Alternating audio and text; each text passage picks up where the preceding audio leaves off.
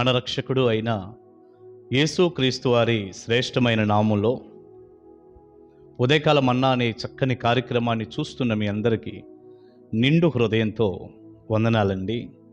దేవుని మహాకృప మీ అందరికీ తోడై ఉండును గాక. ఎలా ఉన్నారు? దేవుని కృపలో మీరు, మీ కుటుంబాలు, పిల్లలు అందరూ క్షేమమే కదా?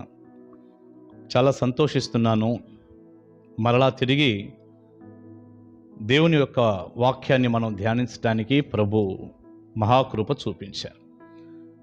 మనం ఈ రోజున 73వ కీర్తన, ఆసాపు రాసినటువంటి 73వ కీర్తన 28వ వచనాన్ని మనం చదువుకుందాం.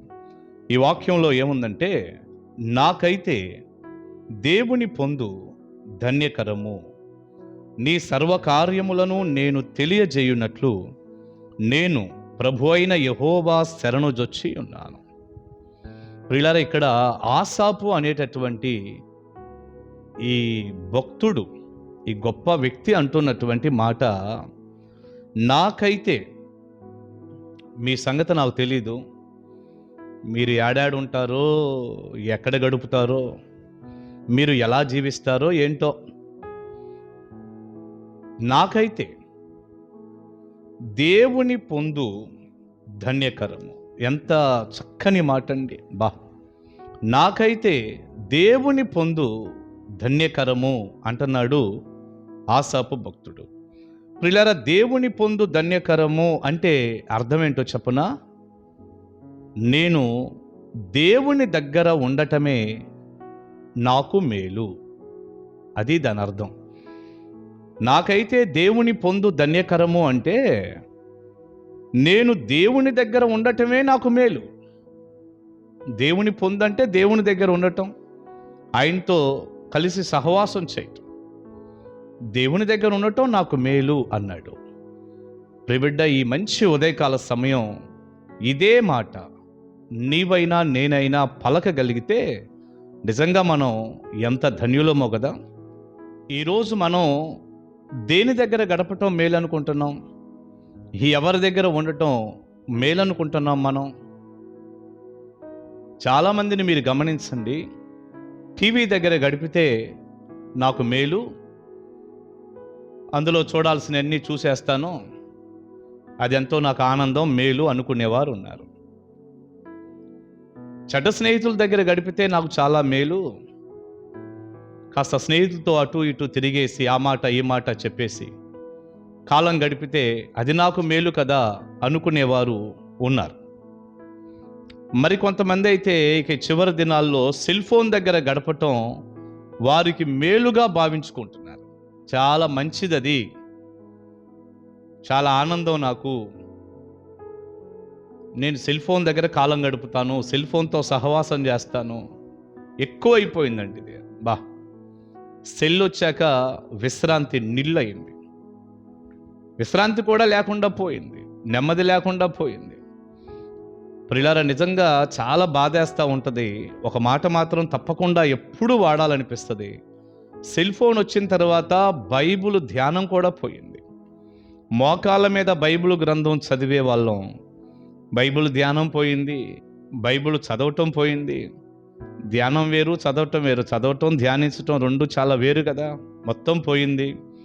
మందిరాలకి ఈ రోజున బైబిల్ గ్రంథాన్ని కూడా తీసుకొని రావటం చాలా బాధగా, కష్టంగా అయిపోయింది. సెల్ ఫోన్ జేబులో వేసుకొని వచ్చేస్తున్నారు.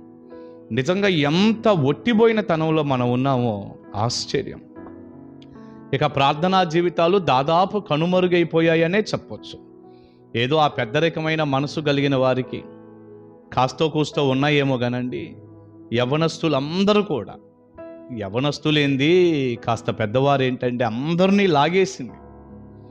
లోకం మీద పడి లోక ధ్యానం ఎక్కువైపోయింది.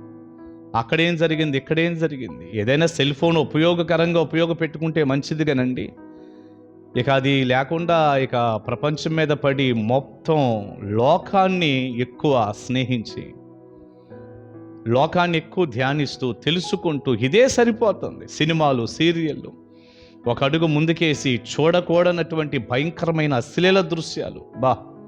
ప్రియులారా, చాలా విచారకరమైన విషయం. దాని దగ్గర ఉండటం నీకు మేలు అనుకుంటున్నావు కదా. సెల్ ఫోన్ దగ్గర ఉండటం నీకు మేలు, నీకు ఆశీర్వాదం.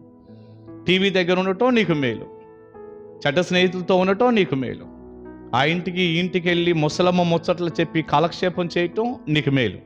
అంతేనా? ఇది మేలా? ఆసాపు అంటున్నాడు, నాకైతే దేవుని పొందు ధన్యకరం.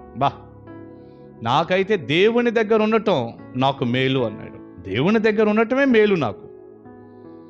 రేపటి చివరి రోజుల్లో దేవుని మందిరాన్ని కూడా నిర్లక్ష్యం చేసిన వారు ఉన్నారు. ఇక దేవుని దగ్గర ఏముండగలుగుతున్నాం? ప్రార్థనా జీవితాలు ఏమున్నాయి? ఒక ప్రార్థనా గదుల్లోకి వచ్చి మొరపెట్టడం అంటే రాలేకపోతున్నారు. ఉపవాస ప్రార్థన అంటే రాలేకపోతున్నారు. ఉదయాన్నే లేచి ప్రభు పాదాలు పట్టుకోవటం నీకు మేలమ్మా అంటే రాలేకపోతున్నారు.